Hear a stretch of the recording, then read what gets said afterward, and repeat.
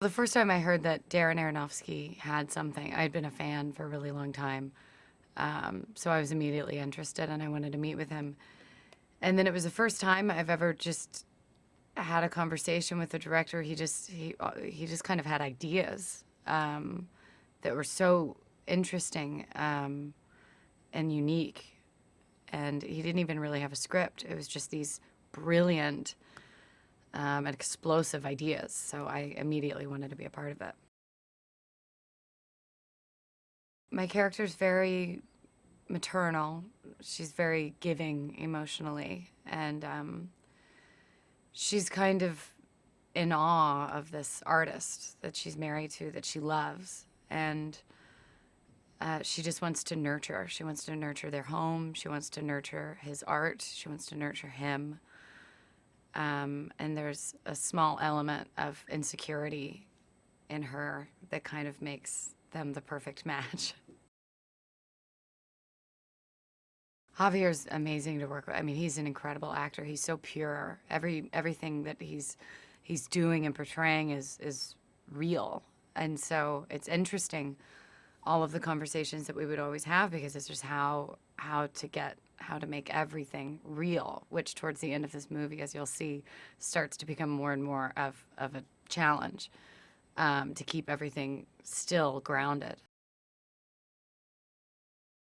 When you first meet my character, you realize how much love and passion she's putting into this home, and she's rebuilt Javier's house that burned down before she knew him, as much as she can, because she loves him and she wants to make this perfect environment for them, and she puts her entire heart into it. You know, it's a real passion project for her. There's something to be said about the particular type of relationship that Darren wrote about. That there's an unevenness to it, where I think that she's happy and I think she's in love and she's attracted to this man, but she's always a little bit scared of something changing. She's always a little bit scared of seeing something shift behind his eyes, or a deeper meaning behind something, that maybe he doesn't love her as much as he did yesterday, which was interesting for me to play because I've never done that before, and it's something that I think all of us have felt in a relationship at one point or another, and it's deep and not obvious. It's not loud, and so I think that certain circumstances start happening throughout the movie that make her realize that this relationship really is off balance and something really is wrong. And I think in that she gets a little bit of her power back. There's a million different facets to this movie that certain people are going to relate to, be scared of, be intrigued by. You know, loving is scary. Falling in love is scary. Being vulnerable is terrifying. But also not letting yourself be vulnerable is terrifying.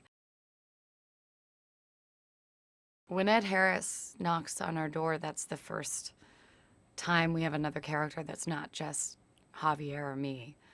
And he's a complete stranger, which is exciting for Javier's character, and invigorating, which is a little scary for Grace, because she has her nest and everything settled, and she's comfortable, and it's confusing. And the way that they hit it off is also a little intimidating, because if you don't feel secure in a relationship, as we all know, any time that your partner seems like they're having a good time or being stimulated by somebody else is threatening, and that only continues to grow throughout the movie. Michelle Pfeiffer comes in, which, as an audience member, Michelle Pfeiffer's character blows in, and it's just an entirely different energy. And I loved it. I felt like I was watching Michelle Pfeiffer in that movie, like I was watching a football game. For my character, it's incredibly intimidating, because she's this woman who is everything that my character isn't. And she's very forward with her energy.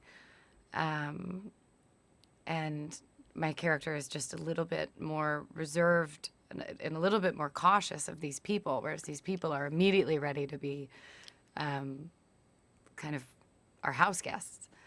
And I'm still, my character's still a little taken aback by how quickly my husband has taken to this man who to me is a complete stranger.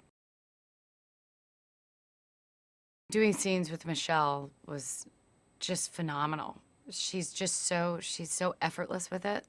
She just kind of easily goes into this place, and then I feel like she made me better.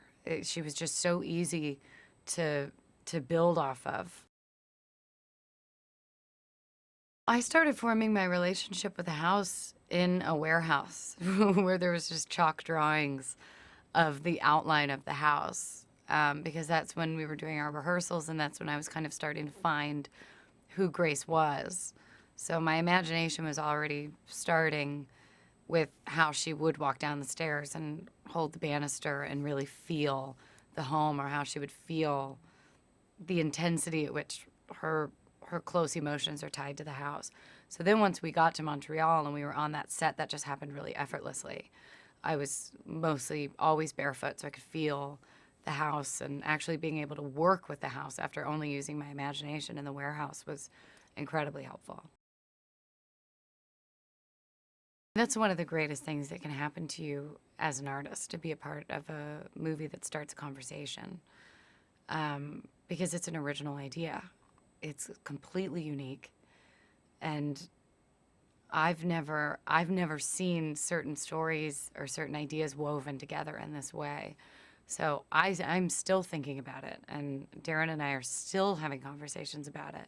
And I think that's a gift as a filmmaker to give to an audience. That's a gift that that Darren has created. He's just brilliant. I don't really know how else to word it. He has a really natural talent.